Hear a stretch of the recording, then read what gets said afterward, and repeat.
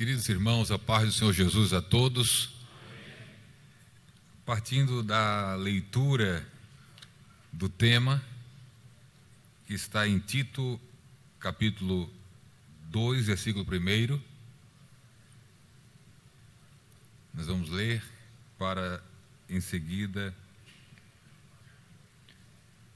permanecermos na dependência do Senhor, para, da parte dele, recebermos o que ele tem preparado para todos nós. Tito, capítulo 2, versículo 1: Tu, porém, fala o que convém à sã doutrina. Amém. Podem tomar assento, por favor.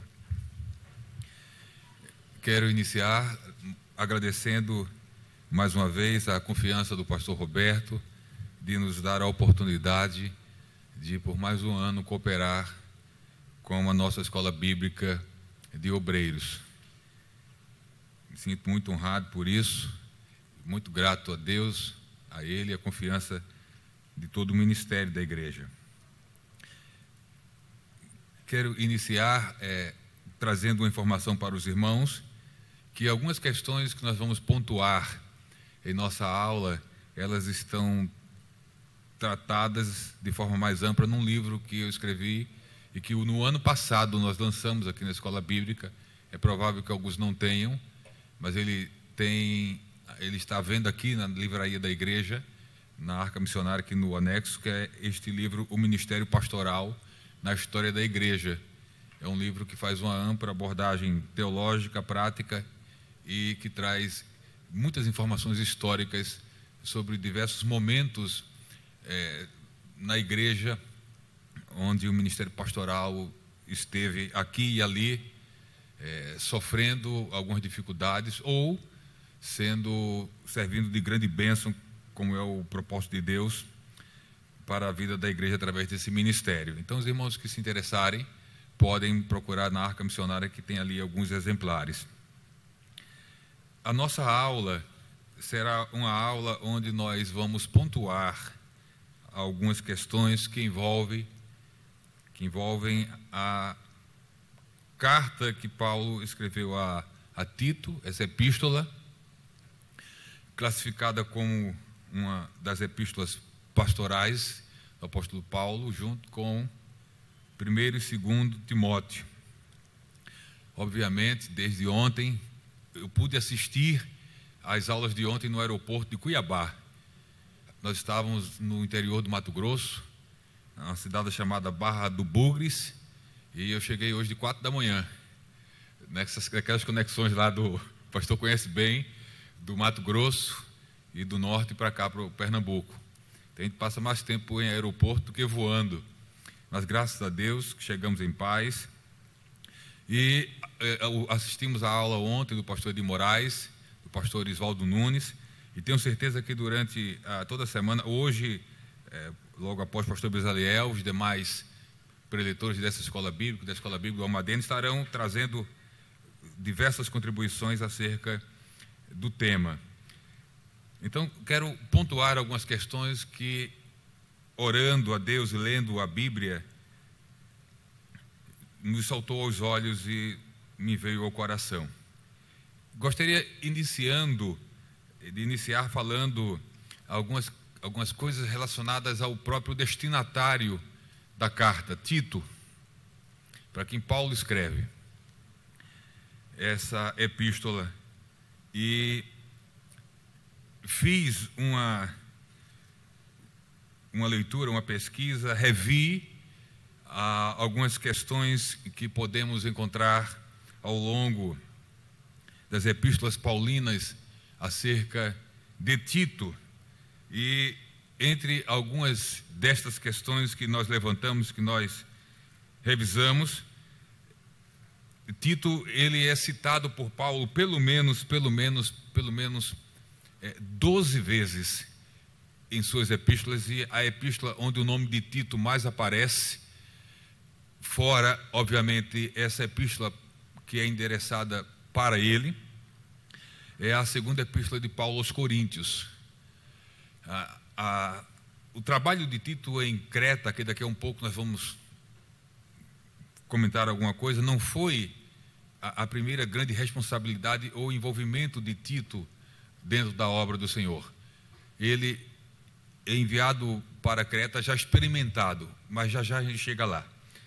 Então, sobre a pessoa de Tito, sobre aquilo que Paulo fala de Tito em outros lugares, nas suas cartas, eu destaquei aqui para comentar com os irmãos 3 passagens nas Paulinas, 2 passagens na segunda epístola aos Coríntios e uma menção e uma consideração que Paulo faz na própria epístola a Tito. Então, eu quero convidá-los, por favor, para lermos na segunda epístola de Paulo aos Coríntios, capítulo 8, versículo 23. Conto com a graça de Jesus, com as vossas orações, e meu coração continua acelerando e as pernas de vez em quando bambeando quando se trata de falar a palavra do Senhor, e falar para obreiros o peso é maior. 2 Coríntios capítulo 8, verso 23.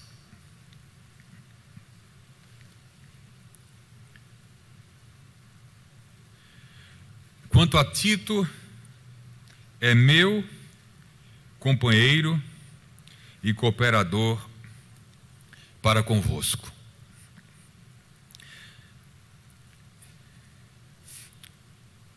Nem todo obreiro é companheiro, e nem todo obreiro é um bom cooperador. Companheiro e cooperador são qualidades diferentes. Não significam a mesma coisa.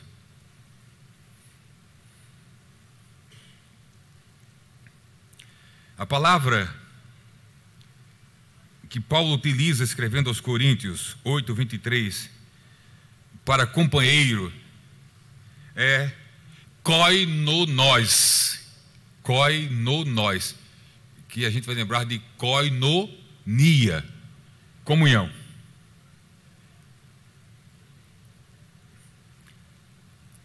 E a palavra que Paulo usa para cooperador é sinergós,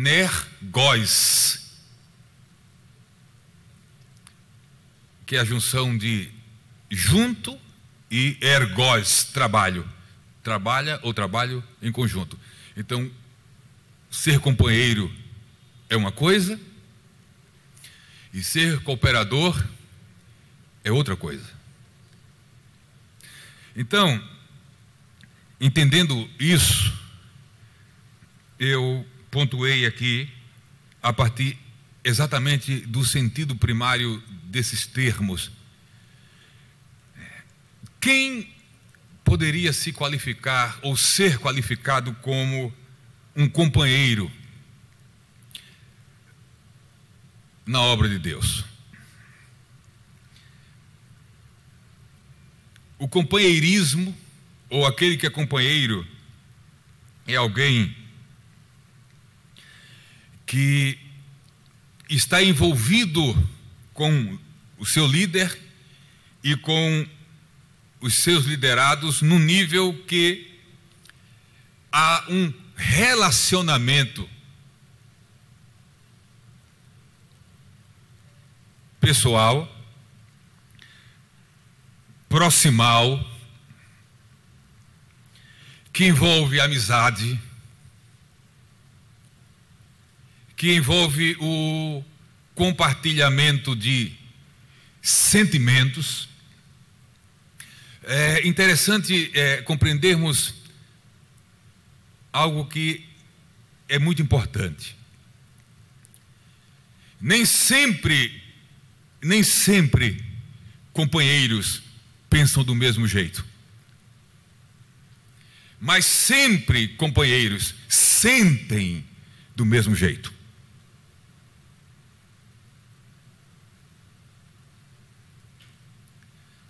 Como companheiros, Nós podemos discordar, mas sempre o sentimento que norteia a discórdia no sentido de não concordar é o mesmo: o melhor possível.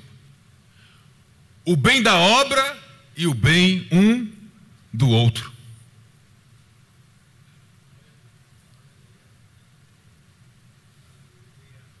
Então, companheiros nem sempre pensam igual, mas sempre sentem a mesma coisa. O respeito pelo outro, o interesse pelo bem do outro, o cuidado pela alma do outro.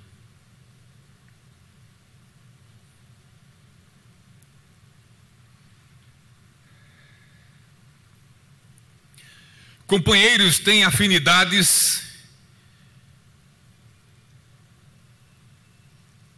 e quanto mais companheiro, mais afinidade se tem com a outra parte.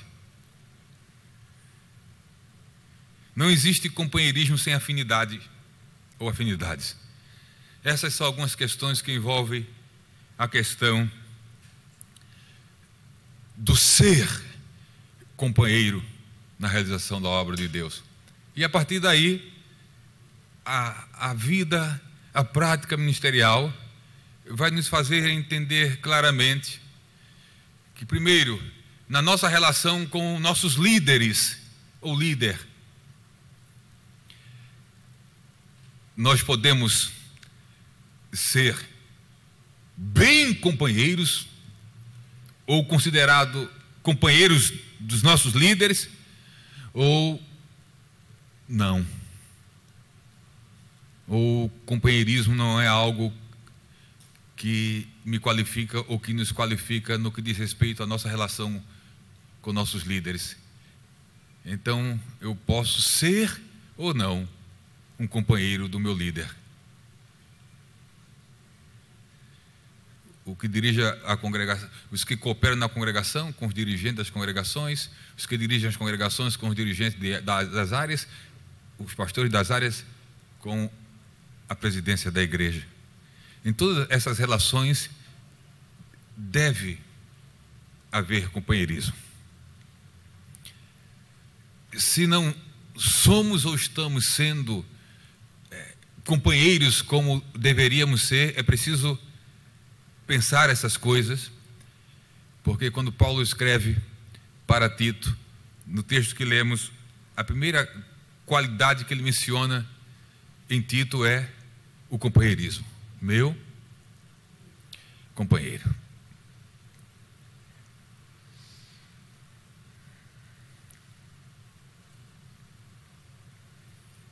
Já o cooperador é aquele que trabalha junto, mas que nem sempre é companheiro. Ele pode, inclusive, trabalhar muito bem, cooperar muito bem, mas não há um vínculo mais íntimo entre ele com quem ele trabalha, líder ou liderados. Dá resultados, cumpre metas, mas não é companheiro.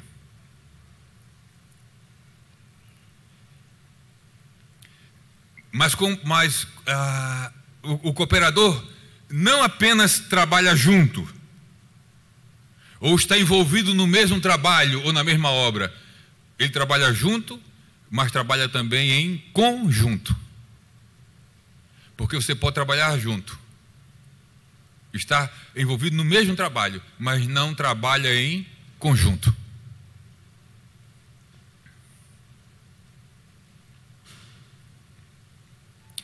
Tito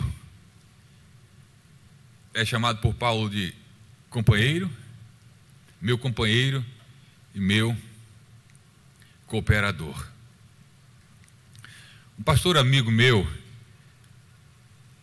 assumiu a presidência de um estado e depois de alguns meses numa conversa, ele fez um comentário. Ele disse: quando eu assumi o Estado, a igreja, nem todos os bons cooperadores que dirigiam setores ou campos eram companheiros meus.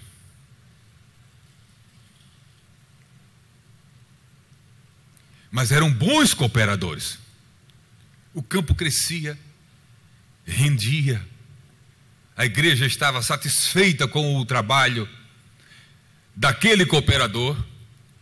Ele só não era um companheiro. E aquele pastor me disse o seguinte: eu não tirei da obra, eu não mexi na obra com ninguém pelo fato de não ser meu companheiro. A gente não tinha tanto visgo, a gente não tinha tanta proximidade, mas ele servia a Jesus com sinceridade, não tinha muita amizade comigo, mas estava fazendo a obra com integridade, submisso às orientações do ministério da igreja, trabalhava em conjunto.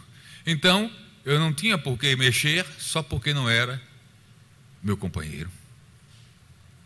Essa é uma realidade num nível mais alto, mas é uma realidade no dia a dia, na relação diária. Você tem área com 4, 5, 6, 10 congregações. Nem todo dirigente da congregação é um companheiro do coordenador da área, mas às vezes está fazendo um grande trabalho lá na congregação. Não quer ser meu amigo, não é meu amigo, não se aproxima. Paciência. Desde que esse não companheirismo não interfira no trabalho, deixa ele com Jesus e fazendo a obra. No dia que a ausência de companheirismo começar a comprometer a obra, aí se ora e se pede a Deus uma direção de como tratar o cooperador que não é companheiro. Mas eu acredito que a essa altura todos nós concordamos que o ideal bíblico é que sejamos, da melhor forma possível, companheiros e cooperadores. Há outras questões que envolvem essa relação.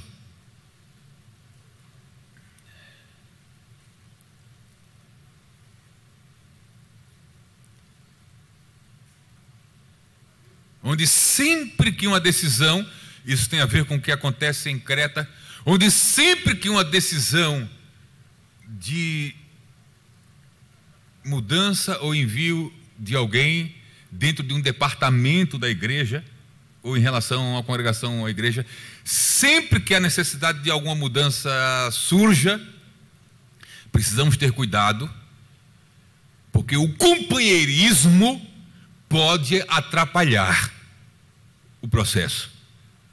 Eu não posso direcionar para um trabalho alguém só porque ele é muito meu companheiro,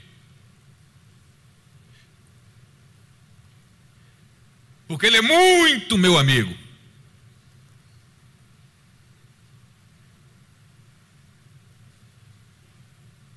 Só porque ele chora comigo e ri comigo. Ele precisa ser capaz e ter o perfil do cooperador para aquela responsabilidade. E aí o tempo todo na obra, e esse peso maior é de quem indica,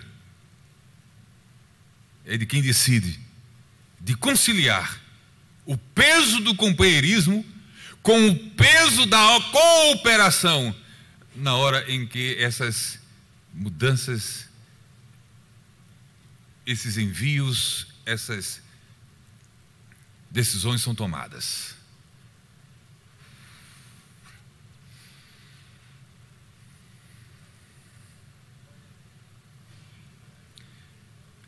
Segundo Coríntios 12, 18.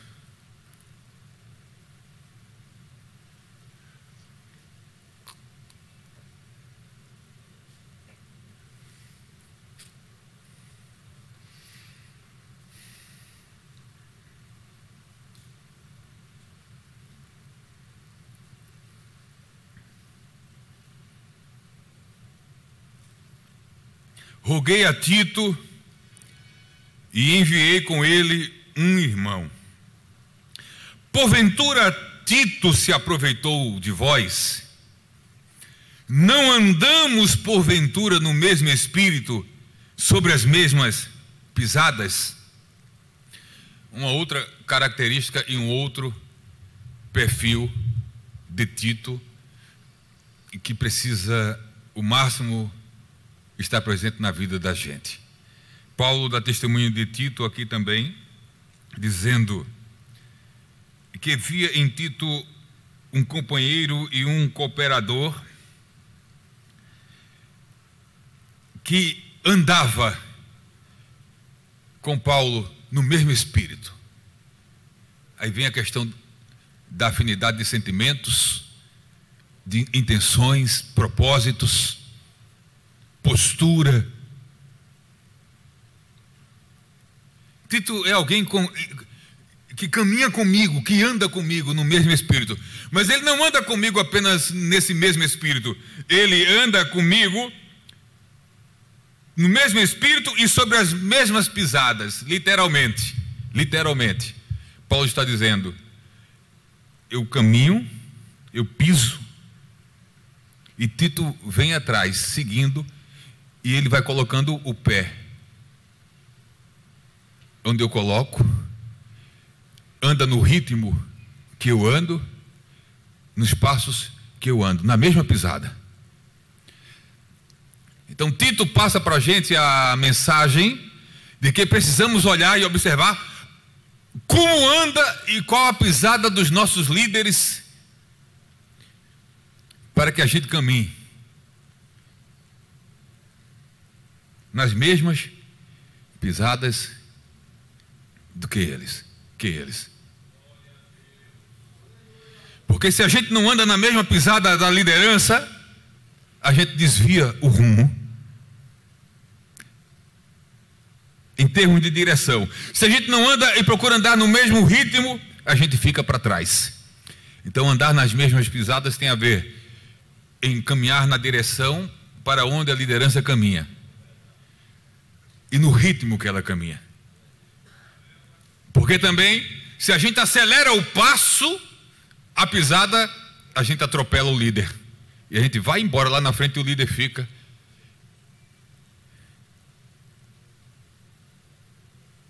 E pode ter certeza que teremos dificuldade. Na linguagem nossa aqui, são os atravessados.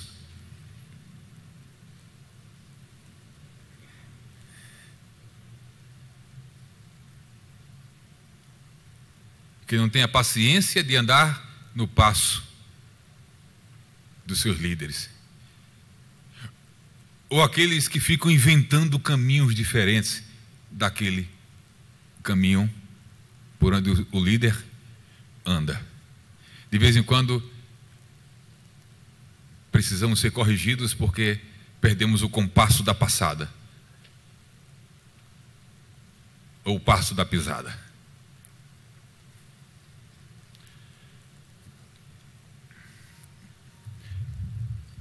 Tito 1 e 4.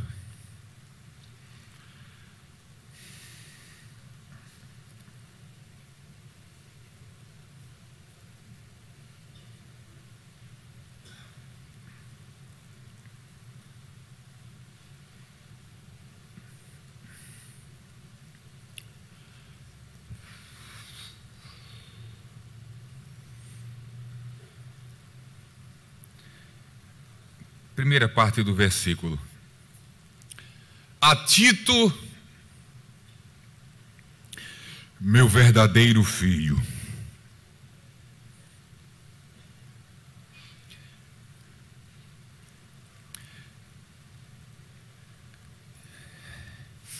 Se tem filho verdadeiro, é porque tem filho que é falso.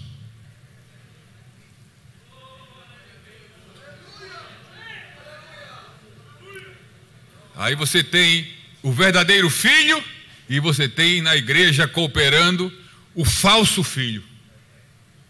Aquele que diz que é, mas não é. Aqueles que pensam que é, mas não é. É filho por uma questão de conveniência. Agora que eu estou entendendo porque deu umas tremedeiras na perna no começo.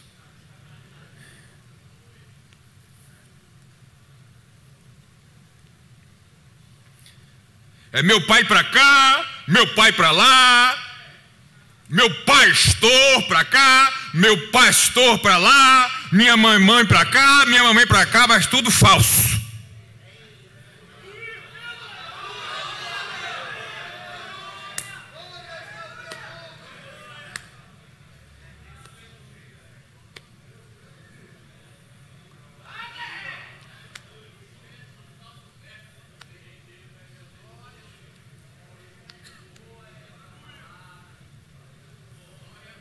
Aleluia.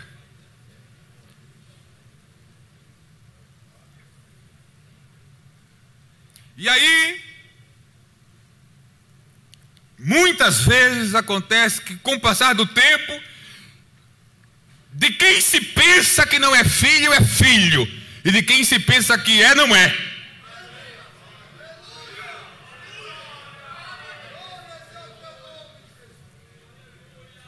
Mas Paulo viveu o suficiente com Tito para testemunhar: meu verdadeiro filho.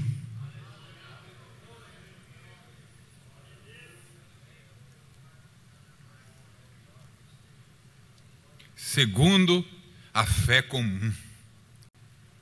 Que cada um de nós possa ser achado diante de Deus e por nossos líderes e pastores como verdadeiros filhos. E é óbvio que aqui é uma coisa que a própria metáfora e linguagem nos passa.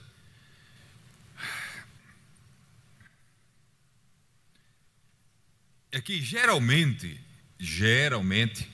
essa linguagem pai-filho, ela é bem utilizada nas epístolas. Geralmente, quando essa relação entre o pastor e o obreiro, esse pai espiritual e esse filho espiritual, envolve exatamente aquela relação onde esse pai acompanha o filho desde o nascimento, desde o início da fé. Aí cuida do filho, alimenta o filho, provê para o filho, protege o filho, corrige o filho, abençoa o filho.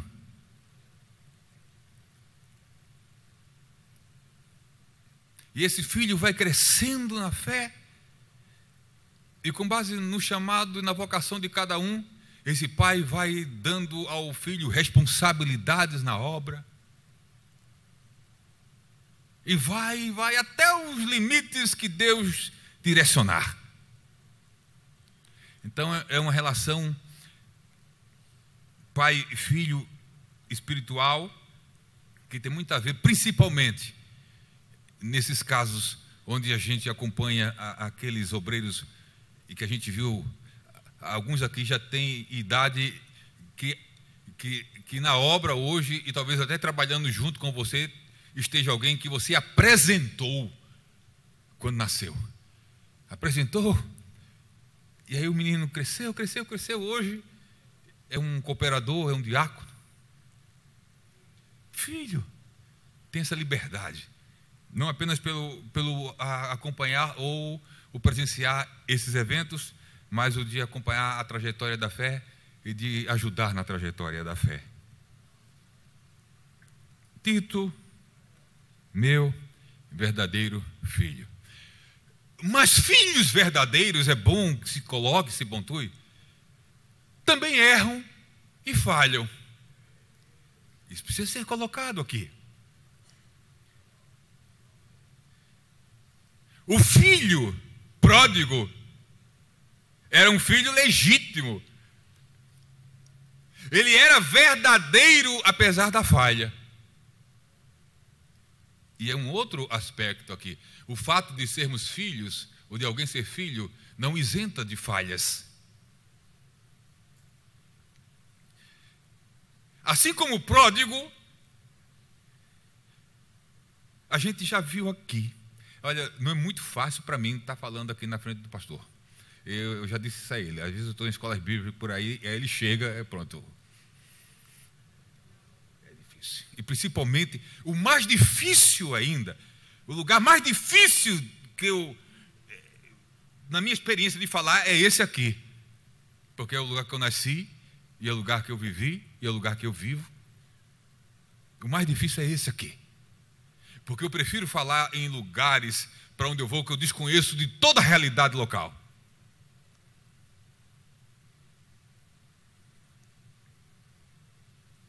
E em razão disso, eu acho difícil para que ninguém, no nome de Jesus, pense que enquanto falo, a carapuça sendo jogada. Não, Deus sabe que não. Não há parcialidade aqui na minha fala. Há apenas o que Deus me mandou falar e orientou que falasse. Então, filhos erram. Nós já vimos aqui filhos verdadeiros irem e depois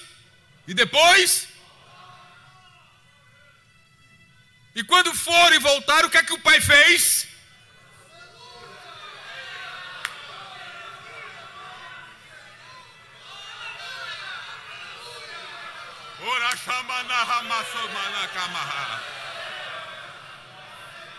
Vou dizer aqui com toda a liberdade do Espírito. Teve filho aqui que voltou, que foi tão abraçado pelo pai, que teve irmão que ficou com raiva.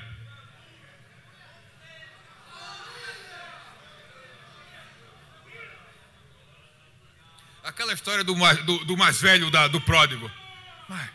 Como é que esse filho vai e volta e se eu faz uma festa dessa? Porque é filho.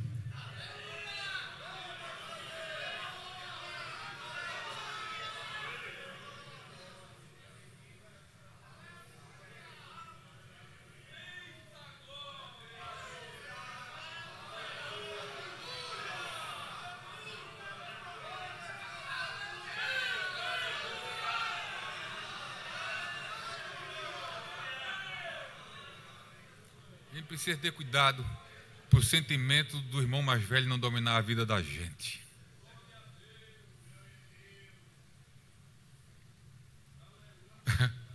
O pai fez uma festa para o filho que foi, que nunca o filho que ficou recebeu uma festa daquela.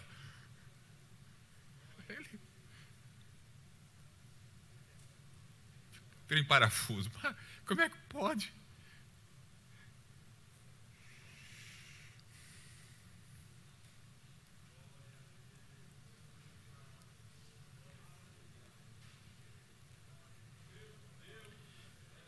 Filhos que vão e voltam são dignos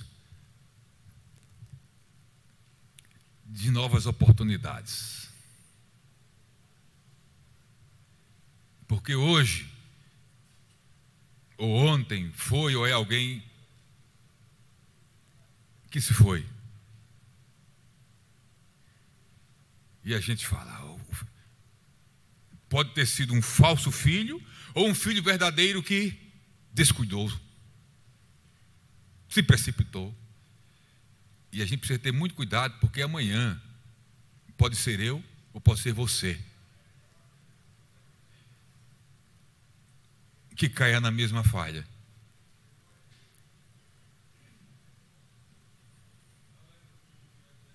E que certamente vamos desejar sermos tratados como filhos.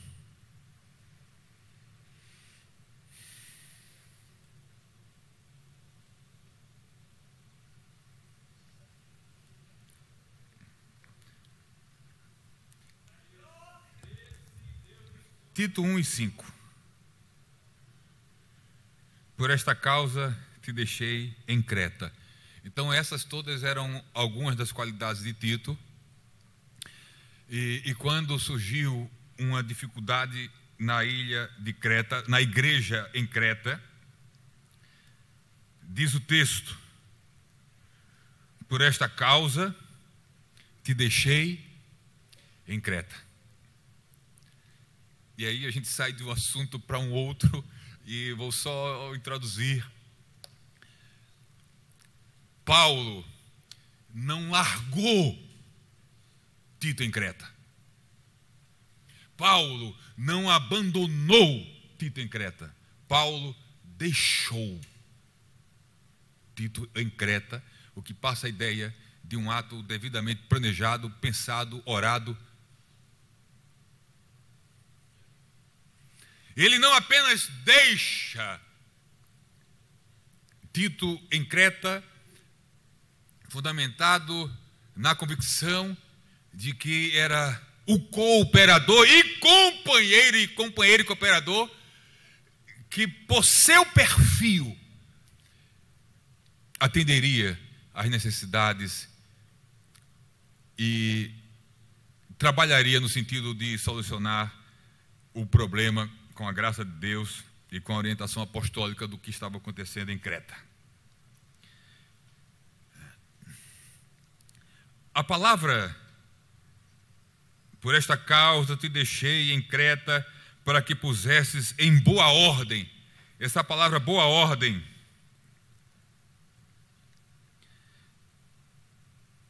ela é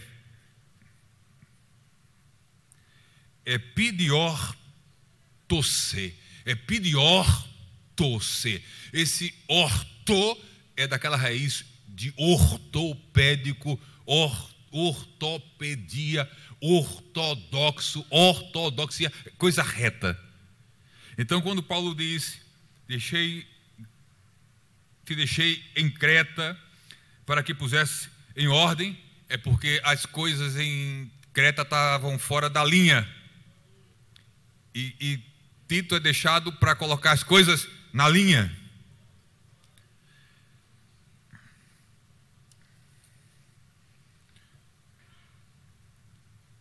Havia alguns problemas em Creta, e o que se destaca mais na epístola de Paulo a Tito era a questão dos falsos mestres com os seus falsos ensinos.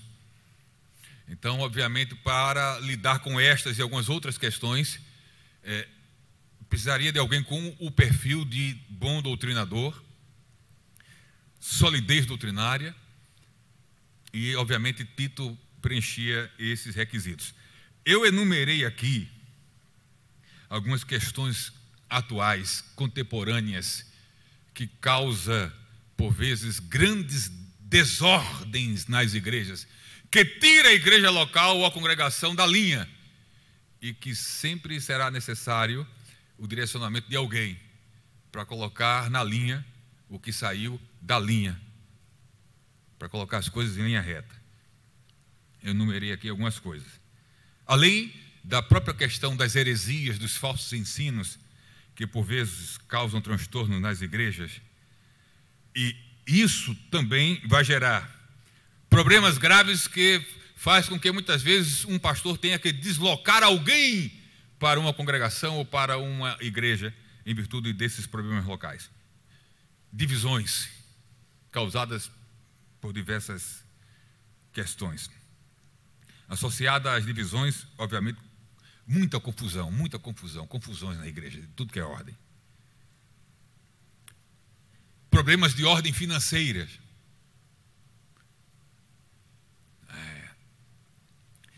Quando a gente trata da questão de estados onde os campos têm alguma autonomia, muitos dos problemas que por vezes gera necessidade de mudança e de envio de um obreiro para colocar na linha o que saiu, muitas vezes é de ordem financeira. São campos e igrejas muito endividadas, milhões de dívidas em dívidas, e é necessário alguém ser enviado para que as finanças que saíram da linha voltarem para a linha. Questões de pecados morais, dirigentes, líderes, que não têm mais o respeito da igreja, nem da comunidade onde a igreja está inserida, por causa de condutas morais reprováveis. E aí é necessário, por vezes, mandar alguém para lá, para restaurar a credibilidade da comunidade cristã local. Mas o fato é que para estas questões há sempre pessoas com um perfil para atender aquela urgência, como Tito foi o homem para a igreja em Creta. E o que a gente extrai desse versículo 5, por esta causa te deixei em Creta, para que pusesses em boa ordem as coisas que ainda restam. E obviamente para isso, a continuidade do texto deixa claro que não era só um trabalho que Tito faria só. Ele precisaria de companheiros locais para lhe dar o suporte nas medidas e ações que ele precisaria tomar. Então ele precisaria do respaldo apostólico de quem o envia, e essa epístola tem o intento de dar esse respaldo da autoridade apostólica para cumprir a sua missão, mas ele precisaria do apoio local de um corpo de obreiros com o mesmo perfil dele, para combater ou para lutar contra as coisas que estavam acontecendo na igreja. O princípio aqui do te deixei em Creta e não te larguei e não te abandonei em Creta é que quanto mais delicada e grave for a situação de uma congregação, de uma igreja, de um setor, de uma área, de um campo, maior necessidade de quem envia de dar o devido suporte. Às vezes, a gente se pega, por exemplo, reclamando aqui e ali. O coordenador da área, o pastor da área, nunca mais passou aqui na congregação. O presidente nunca mais veio na área. E é porque, por vezes, esses homens estão envolvidos dando suporte em situações críticas, em demandas mais urgentes, que faz com que eles não tenham condições de presencialmente ou através de uma conversa, de uma ligação. Paulo fez por uma carta. Paulo deixou, mas não abandonou. Deixou, viajou e no momento oportuno ele escreve a carta para ser lida na congregação, para dar o respaldo apostólico a Tito. Então, quanto maior, em todas as instâncias, se é uma área, as congregações que mais enfrentam dificuldade e os obreiros que para lá são enviados são os que, naquele momento, são os merecedores de maior atenção e cuidado. E todos nós precisamos entender isso. Não dar para o tempo todo dar a mesma atenção a todos. Paulo não só tinha preocupação com a igreja em Creta. Paulo tinha outras preocupações. Mas na direção do Espírito, ele enviou Tito para lá. Seu companheiro, seu cooperador, o homem que andava em suas pisadas e em um espírito com ele, e o seu verdadeiro filho. Que Deus em Cristo nos abençoe. Quantos podem dizer amém? Amém.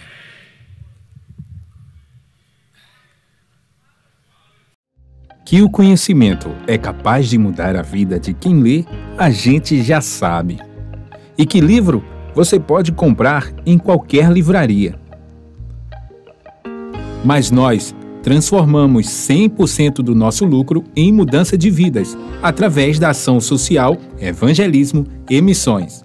Ao adquirir qualquer um de nossos produtos, seja presencial ou à distância, você está investindo em alguém. Na próxima vez que você for comprar livros ou artigos evangélicos, não vá em qualquer lugar. Vá na Livraria Arca Missionária. Uma nova história começa quando você compra aqui.